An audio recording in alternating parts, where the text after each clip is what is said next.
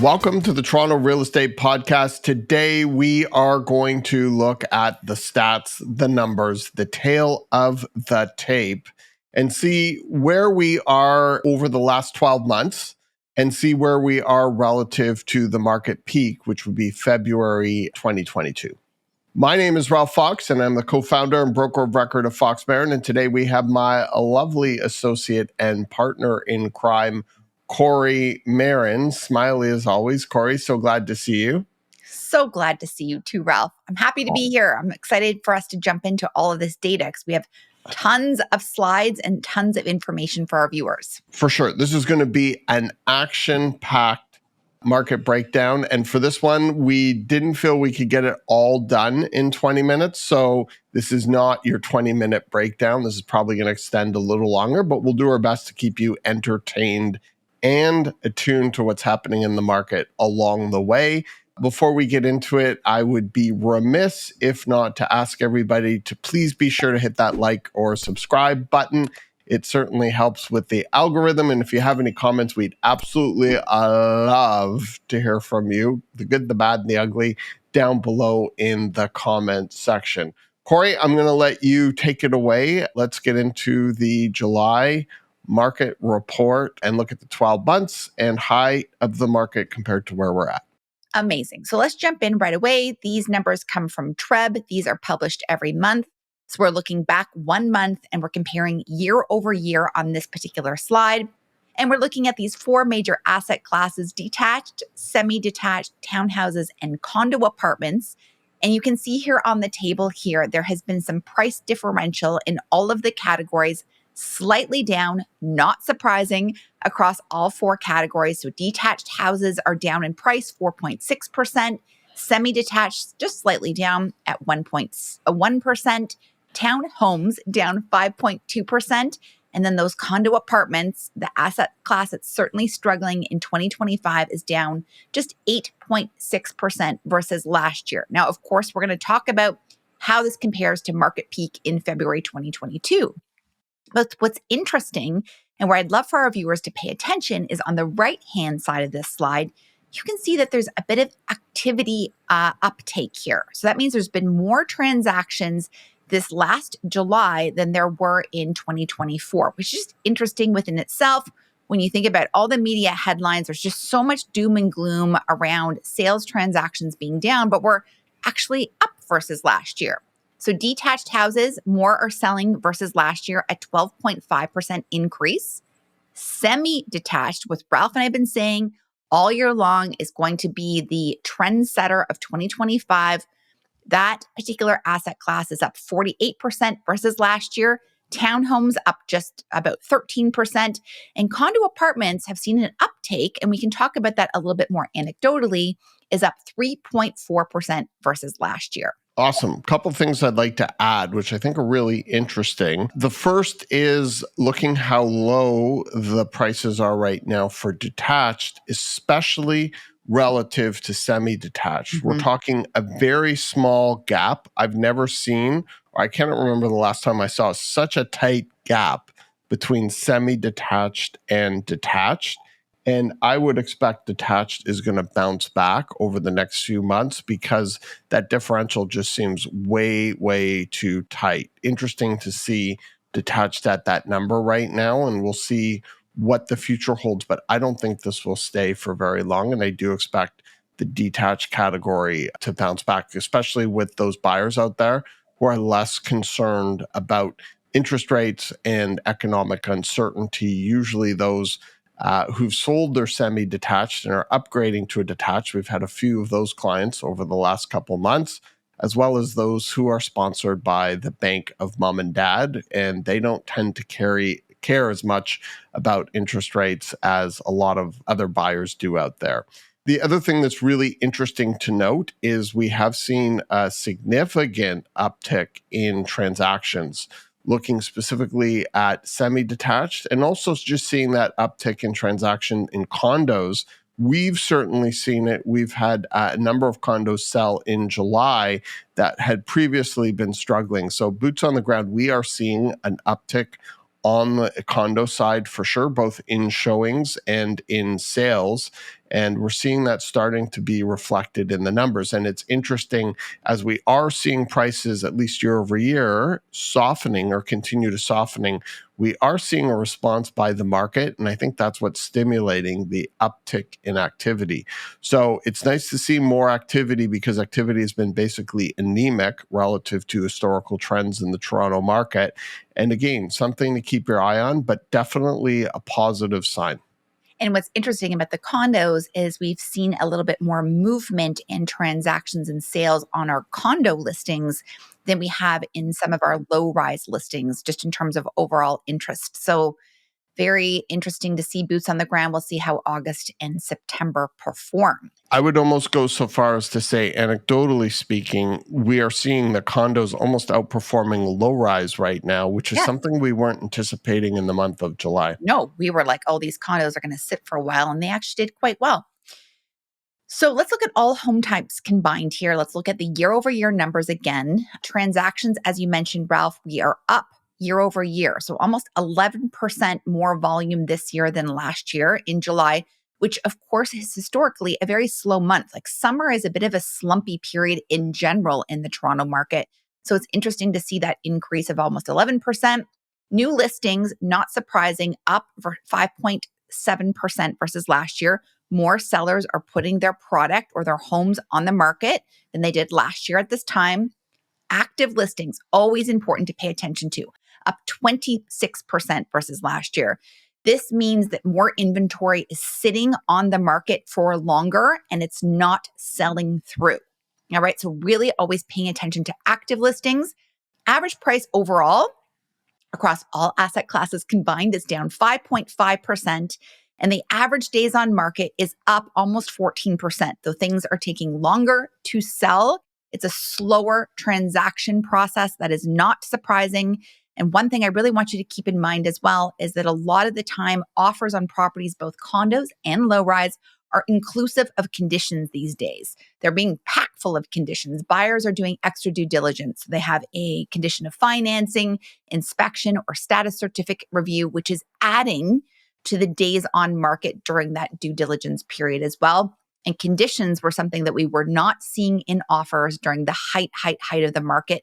People were coming in with super clean offers. And I think it is just important to note, when you're looking at average days on the market, at the height of the market, we're probably seeing about 14 or 15 days. So yes, that's a dramatic increase. And yes, that's a definite increase from July 2024.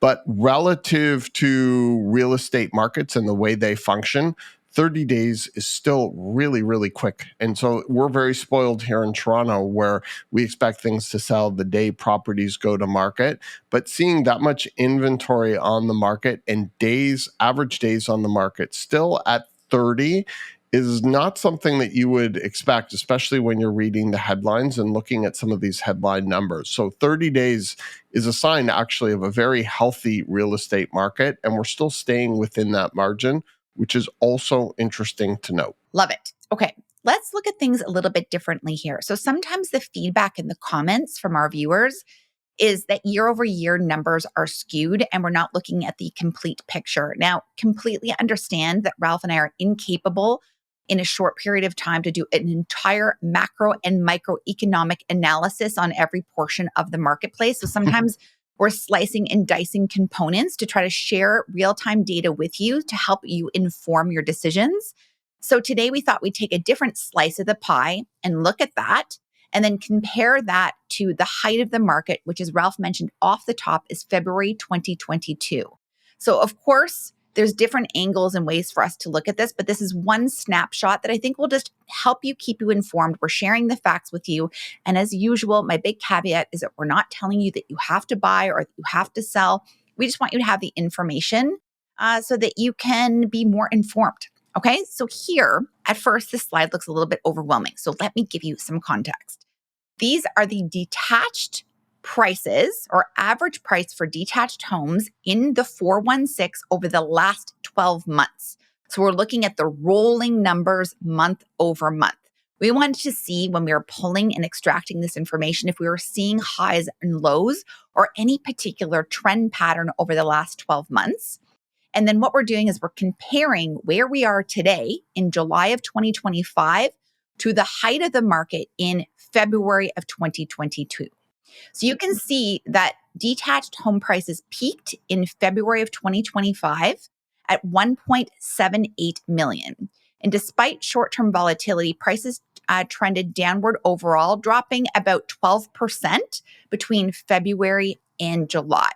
So July closed out at about 1.57 million, as we were talking about off the top, which is quite low for detached houses and below the August 2024 benchmark. But you can also see that if we compare today's prices to the peak, that there's a 31.8% change in price. So the average detached home and the peak of the craziness was just over 2 million. And now we're hovering under 1.6 million. So there's definitely been a correction here. However, we have to be very aware that we are a little bit down in July than we have been in former months of 2025 and 2024. And July and August tend to be super slow months in the marketplace. Yeah, and I would be surprised if we stay at this range. I do think if you look at where we were in February, knowing that we were in the doldrums of the election and all the Trump nonsense that was going on, and we were able to hit that price point, I do think relative to the semi-detached, which have remained strong, this will show a tremendous amount of value to prospective buyers right now, and I do think this is going to bounce back. And you have to remember, audience, when you're looking at average numbers, certain homes or segments within that asset class can drag average prices up or down. So let's just say, for example, there were tons of fixer-upper bungalows that sold in July compared to like tons of luxury detached mansions in Forest Hill. That is going to sway the average price. So if we wanted to like take a deeper dive into detached homes in July, I bet you we would see a lot more of the entry level detached houses sell in July versus the upper echelons, being the luxury market, which would drag this average price upward. And you also have to remember, and we're getting a little anecdotal here, but July being a slower month, same with August, a lot of people who are buying luxury properties, that higher end price point, are away in the summer. They are like up in their cottages with their families in Muskoka. They are traveling and they are not thinking real estate. People who are more likely to transact in the summertime would be people looking for deals per se, whatever that means to you, first-time home buyers or young families that are looking to get into a house before the school year starts. So it's a little bit of a different purchaser demographic in the summer than you might see in different portions of the year. Great points. Okay, semi-detached. Let's do the same exercise here. Semi-detached prices peaked in March of 2025 at 1.34 million. All right. They're sitting right now at 1.242 million. Okay. So prices fluctuated slightly throughout the year, but you can see the trend line is like somewhat stable in this category. So July 2025 ended with a modest decline, down 7% from the spring peak, suggesting that softer summer demand. And as Ralph and I mentioned, we do have quite a few of low-rise, semi-detached and townhouse product on the market right now, and it's like not crushing it by any means. In fact, our condo listings have outsold our low-rise listings. So buyers, if you're looking at this category, this might be like a little bit of a softer period to just do a little bit of hunting out there. You might be able to pick up something very interesting. This is also important to see. So at market peak in February of 2022, the average semi-detached home was 1.49 million. All right. So there's been a 21% change since market peak in this category. But as Ralph and I keep forecasting, this is the hot category for 2025. And we expect these numbers to slightly increase month over month as we head into 2026. I can't even believe I'm saying that. Oh my God. Did you say that? 2026? Yeah. Oof. I know. Anything you want to add about semis, Ralph, before we move on to condos? No, I think you did a great job, as always. Amazing. Thank you. Okay. Condo apartments. Okay. This is the category that everyone is the most nervous about and the most sensitive about. including myself personally. So I hear you. I feel you. I'm with you on this one. Okay. So condo prices actually peaked this year in June Huh. of 2025. That's a surprising stat. So the highest price of the last 12 months on average was 731,000. Right now we're hovering around 684,000 for your average condo. Now, let's just totally be clear about here. There is a ton of condo inventory on the market that has not sold. So when we look at these numbers, we're only looking at inventory that has sold that creates these numbers, not what's listed out there. So Ralph and I want to be super, super clear that if you have a condo listing, that does not mean that you're going to get a healthy price for it, a decent price. You might just get like a flat price for your condo if you're able to sell it. You're competing with a ton of inventory out there. But what's interesting to see is the market peak number. So the average condo at market peak, it's been a while since we reported this number, Ralph. I'm like, I had to look at it twice. The average market peak number in February 2022 was 822,000. Wow. So there's been a 20% adjustment since the peak, which totally makes sense. And this also makes sense as to why we might see a few people coming back to this category right now as things become a little bit more digestible in terms of price point in this category. Super interesting to see the price start to soften. And now we're seeing an uptick in activity to an extent that we haven't seen before. And we're definitely experiencing, as mentioned several times, with our listings, our condo listings currently on the market and how they performed in June. What we will want to discuss here, though, is while there is a ton of inventory, generally speaking, the good quality condos in the good locations that are presented and priced well, they are selling. And it's the ones that don't fit into that category, the tenanted units, the bad floor plans, the overprice, the let's just put it on the market and see what happens. Let's just take some upside down pictures, of a toilet seat and post them and do a mere posting and not pay a real estate agent and let's see what happens. Those are all the ones that basically aren't selling, but the good properties that are presented properly and priced well, they are selling. And that's really when we're looking at the sold stats. Those are the prices, the average prices that we actually are looking at.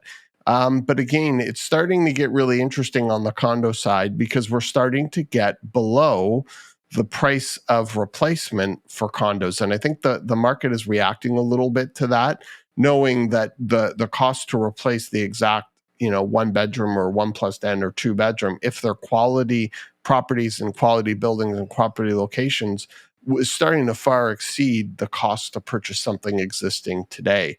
And I think that's also starting to resonate with a lot of buyers who are looking at the market with a long time horizon. So again, just really interesting to starting to see these shifts. And it will be even more interesting to watch as we head into the fall with potential rate decreases and maybe, I don't know, a trade deal, maybe a sitting parliament in our future. But maybe we're asking too much from a first world country. So time will have to tell. All right. Okay. We are a first world country, right, Kori? I think so. Yeah. Well, we are. Time will tell. We are. Yes. We are. Okay. Let's look at volume. So this, at first glance, might seem super overwhelming. I mean, I created this slide and I'm looking at it. I'm like, okay, how can we speak to this? I'm going to let you do all the talking here. So we did the 3 categories that we're looking at here today. So detached on the left, semi-detached in the center, and then condo apartment sales on the right. This is volume. So transactions moving through the system rolling over the last 12 months. So you're going to see like the ebbs and flows of transactions moving through the system month over month. Now, for those of you who are educated on real estate, you're going to understand really quickly that this is very reflective of seasonality. So obviously in our shitty climate that we have here in Toronto, in December, January, and February, we just have less transactions no matter what the market is doing. So every year you're going to see lower transactions in December. Less people are buying and less people are selling. Why is that? Properties just don't look as nice in the middle of a blizzard when the light, the sun goes down at 4 o'clock in the afternoon. And that is coming sooner rather than later. Let's just be prepared for those dark days. Okay. So you can see here that you're seeing more robust numbers across the board as we've moved through the year. Of course, there's like some highs and lows on certain months, and there's certain reasons for that. But what I really want to look at is the difference in transactions versus market peak and where we are today.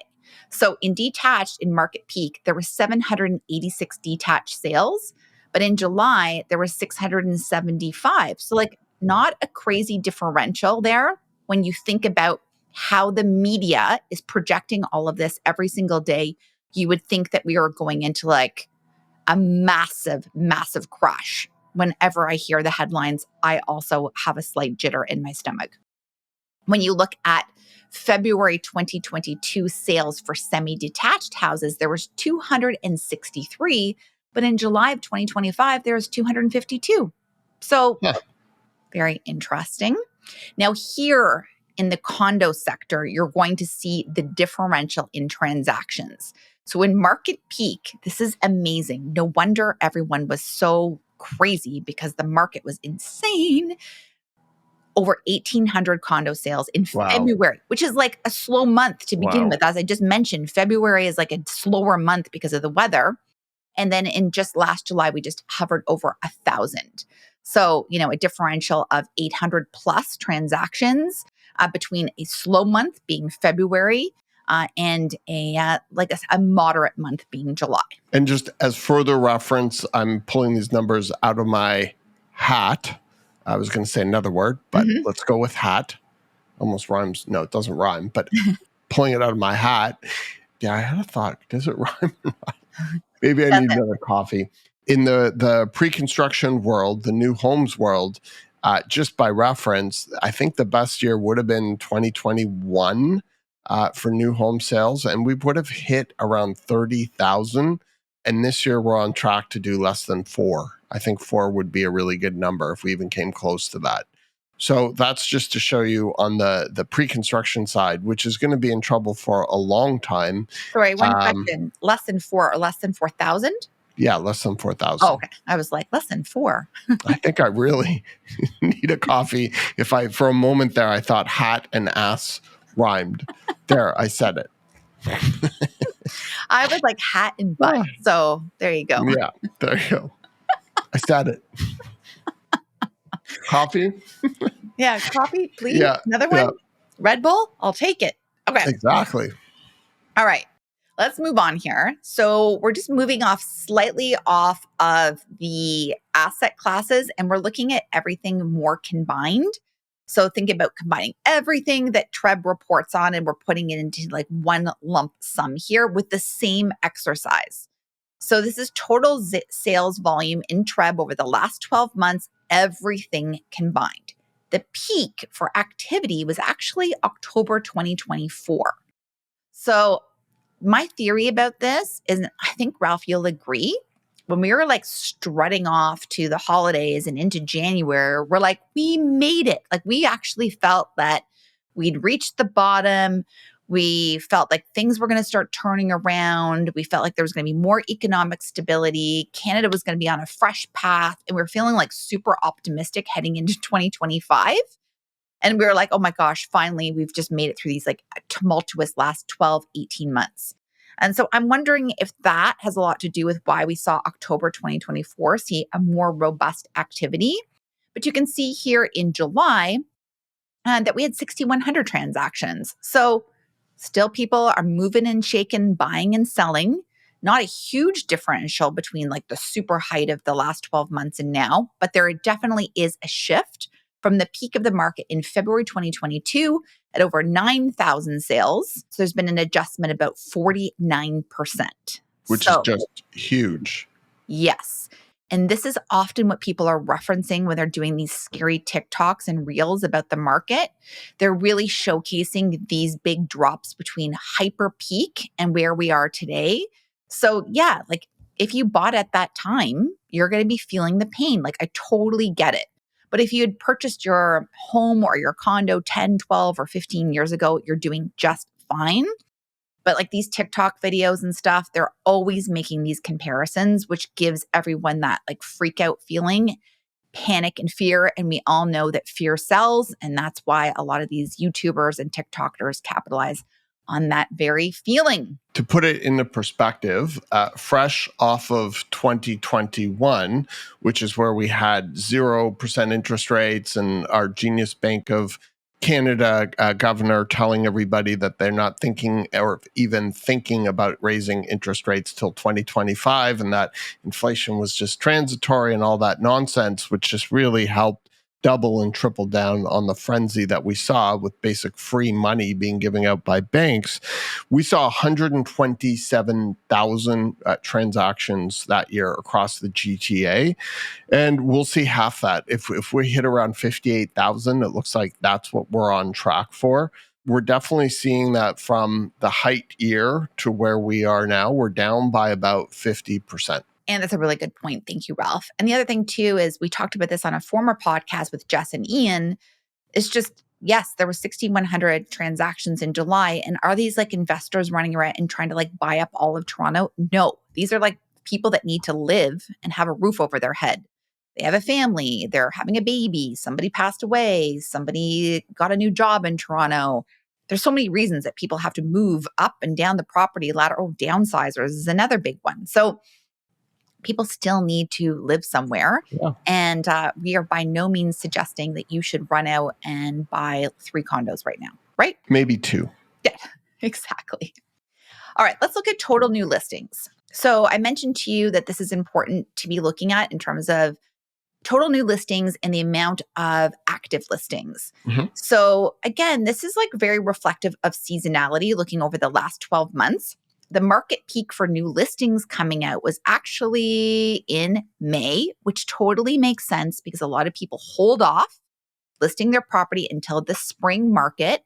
And as we've talked about before, the spring market, whatever that means, I don't even really believe in this anymore, the spring and the fall market, but let's just use that because it's a relatable term.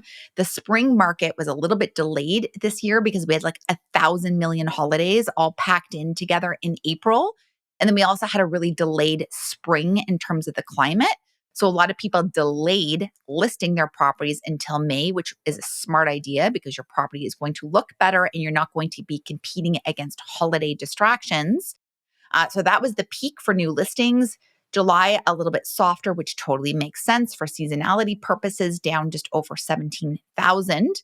But then when we compare this to market peak, the market peak, there was only 15,000 new listings in a February.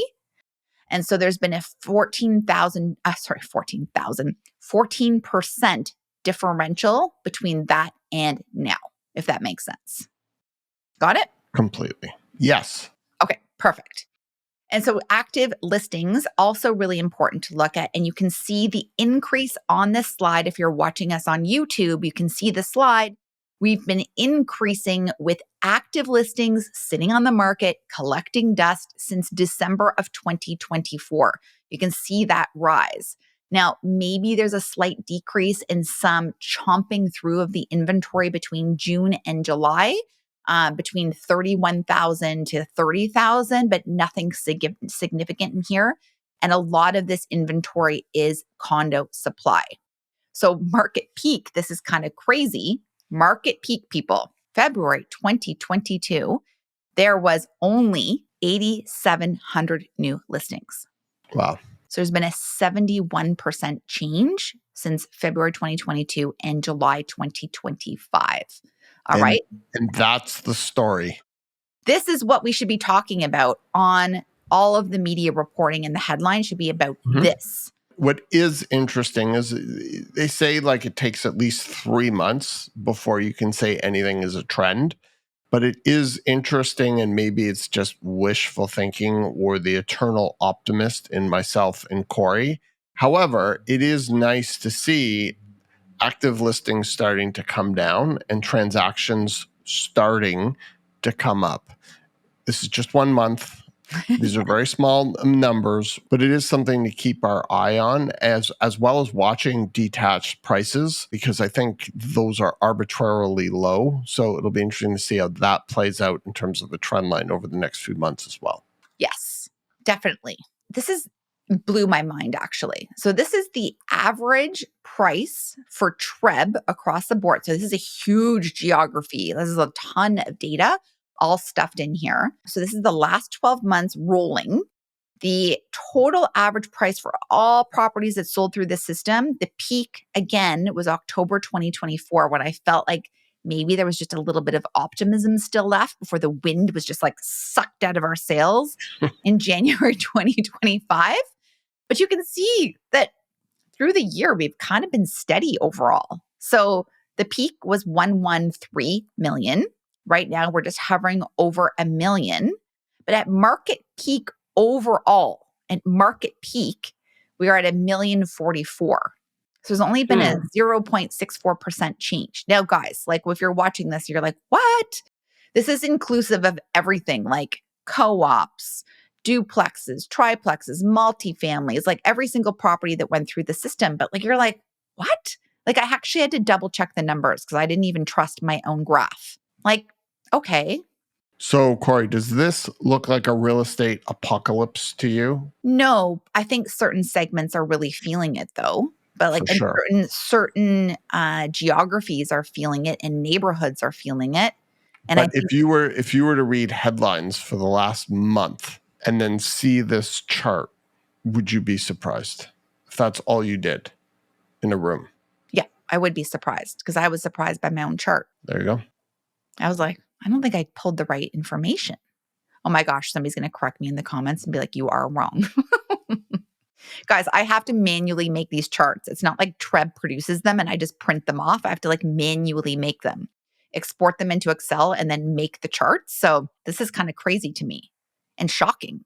So, yes, if you bought a condo in like a very condo centric neighborhood in the height of the market in 2022, you are going to see this in a totally different lens, but just overall surprising. Okay, 2 more slides to go through. Let's get this done. This is total listing days on market. This is how long does it take for a property to sell? And so it's interesting to see here the longest period of 2025 was in January. Again, like not super surprising because that's when I think we started feeling the pain of the fact that we were like not through it anything. We're like, great, another year of this for all Canadians. Like, hello, let's just like move past this already. So I can kind of see why things took, like, I mean, talk about uncertainty. January, uncertain. February, uncertain. Still uncertain. You know what? We're still uncertain. Let's just be clear about that. We're certainly uncertain. Yeah, now we just know we're uncertain. We don't even have to guess anymore. Now we're starting to just accept it and get on with life. We're like, oh yeah, All right. we just live in 35% tariffs? Sure. Yeah, exactly. It's kind of how it feels. And in July, we are at 30 days, as we mentioned off the top. Now, what's so shocking, but not in the peak of the market, Ralph, the average listing on days on market was 9 days. Yeah. 9. Like, no wonder everyone was hysterical. Like, that's just not fair to buyers. Yeah, I think earlier I suggested it was like 14 or 15 days, but 9, yeah, that's just that's crazy. So when I mentioned off the top that people were just buying properties without putting conditions on, and they were just like blindly buying anything with 1 hour decision making, no conditions, this was like certainly shrinking down the listing days on market because they were not buffering their offers with any due diligence. So I found this to be really surprising. I almost forgot that things sold that fast. 100%. And that's what's so interesting is and it's one of the things we say to a lot of our buyer clients is you actually have an opportunity to buy a house you actually like, or to buy a condo you actually like, as opposed to just getting whatever you can without thoughtfully doing your due diligence. And I think that's one of the great things about a more healthy market, which is 30 days, which is still by real estate standards very quick for properties to sell comparative to most other markets, that buyers actually have the time to do their own due diligence, which I think is really important and a sign of a healthy market, because 9 days. It's not healthy. It's not normal. And long term, it's not something that's sustainable. Just isn't. Yep, totally agree. All right, last slide, really important metric for us to be looking at. So this is months of inventory. So how long will it take for all of the product listed on the MLS system to sell through if we didn't list one more new home, condo, duplex, triplex, co-op, co-ownership on the market again? How long would it take to sell through? So you can see that the most robust amount of inventory that we had online was in September 2024. Totally keeping in mind that September is like a high listing period to begin with, because that's technically the beginning of the fall market. You can see that we chomped through some inventory here. If you're looking at the rolling numbers in October and November, and then things started to creep up again because we're all like, oh yeah, 2025 is going to suck as well. So we're just like creeping up there. A lot of that being the condo inventory. Please don't freak out if you own like a semi-detached or a townhouse. A lot of this is condo supply. But still, like we have a lot more supply out there than we have been accustomed to in Toronto, which has always been very tight for supply.